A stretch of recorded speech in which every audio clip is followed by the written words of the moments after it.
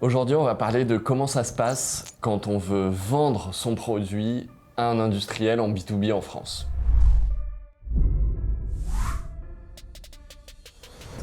Je sais pas si tu connais ce moment où tu es chez ton client, il y a ton interlocuteur qui a testé le prototype et qui te dit qu'il veut l'acheter.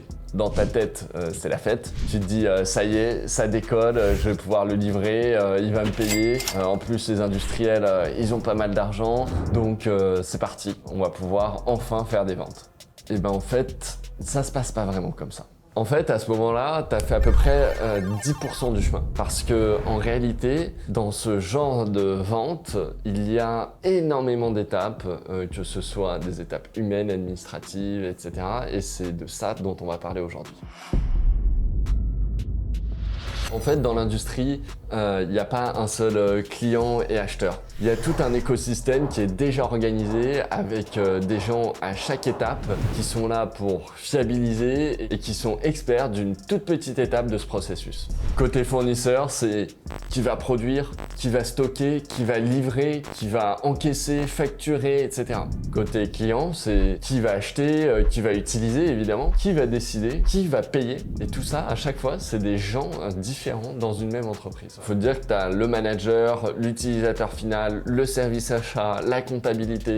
Il va falloir rentrer en contact avec tous ces gens, un par un, et faire en sorte que tout le déroulé, tout le plan entre le moment où il passe la commande et le moment où tu reçois l'argent se déroule comme prévu. Tu vois, par exemple, c'est pas rare de se retrouver face à un utilisateur qui veut absolument acheter, et puis quand tu arrives au niveau du service achat, c'est un non, mais froid, parce qu'ils ont des processus, parce qu'ils veulent pas changer leurs habitudes, parce qu'ils ont peut-être déjà d'autres fournisseurs sur des sujets similaires et ils veulent savoir s'il n'y a pas un marché à ouvrir, une concurrence à mettre en place, trouver quelques points de marge, quelques points de réduction à aller gratter sur ton prix de vente. Ils vont même être prêts à embêter les gens en interne qui ont besoin du produit en justifiant que ce produit, il faut l'acheter le plus bas possible en termes de prix. Pour relever un peu tous ces défis, il faut avoir en tête une stratégie souvent à deux vitesses. Quand je dis deux vitesses, je pense à toute une stratégie liée à des entreprises énormes qui vont pouvoir commander des volumes,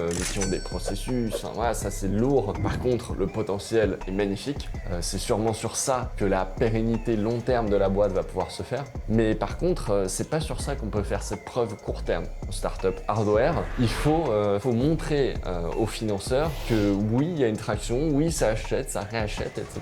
Et donc, il faut aussi regarder des PME, des plus petites entreprises en même temps. C'est des process, des styles de vente complètement différents qui demandent des compétences aussi très différentes. On n'a pas forcément toutes les ressources en interne pour mener de front plusieurs projets de vente en même temps. En général, on est quelques personnes dans l'équipe, il y a beaucoup de gens sur le produit, on peut peut-être être qu'une seule personne sur le terrain à vendre. Du coup, il faut répartir son temps parce que sinon, on peut s'éparpiller et devenir très inefficace. Il y a toujours des gens qui ont un certain niveau de budget accessible, peut-être 5 000, 10 000, 15 000, 20 000 euros. En fonction des responsabilités et des interlocuteurs, on peut essayer d'identifier ces marges de manœuvre. Ça permet déjà de montrer qu'en interne, il y a des gens qui ont acheté. Les financeurs, du coup, ils sont prêts à remettre une pièce dans la machine pour pouvoir donner le temps à la startup de faire augmenter les ventes, etc.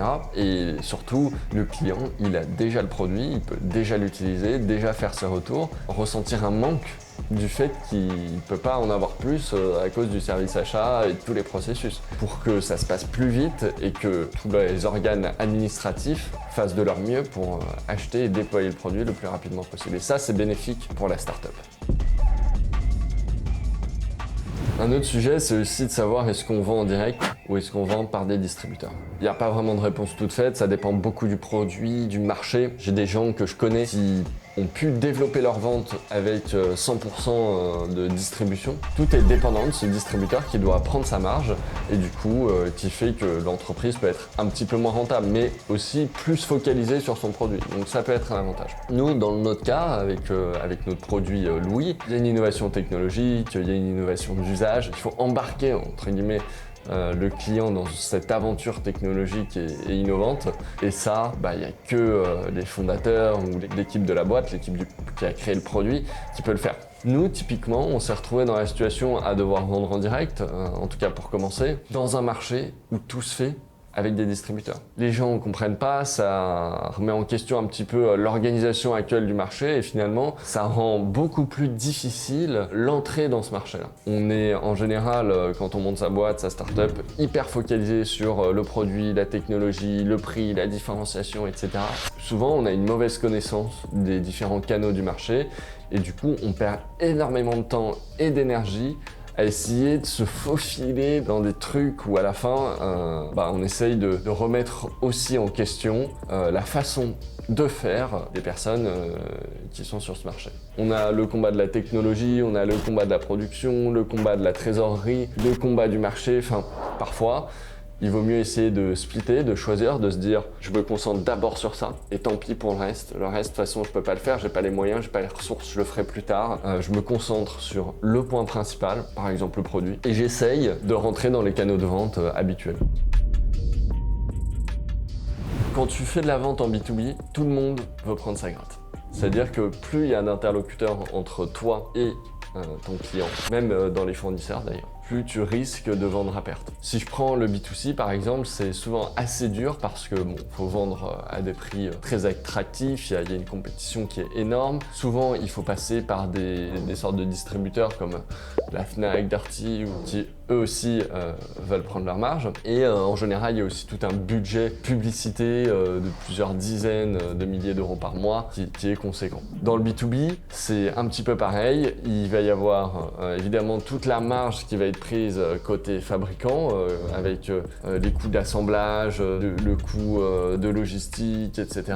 Et ensuite, il va y avoir toute la marge de distribution jusqu'à même en interne de l'entreprise, par exemple le service achat. On en parlait tout à l'heure. Le service achat, son rôle, c'est de justifier un peu son existence. Donc pour justifier son existence, il va devoir gratter 3% à droite, à gauche. Sauf que toi, tu as déjà donné 30% à ton distributeur. Et quand tu es allé voir le client, celui qui prend la décision, pas le service achat, lui, il avait déjà un budget, il t'a demandé des réductions. Donc en fait, si tu n'as pas bien prévu toutes ces étapes, en réalité, tu vas arriver avec un prix de vente, puis tu vas lâcher 10% parce que le client il veut 10%, sinon ça rentre pas dans son budget. Ensuite, tu as 30% parce qu'il faut passer par le distributeur du client et là, t'as pas le choix. Et le service achat, il va te reprendre 3%. Donc la clé, c'est vraiment de bosser ton prix de revient avec toutes ces anticipations-là depuis le début. Donc il faut vraiment avoir en tête que à chaque interlocuteur,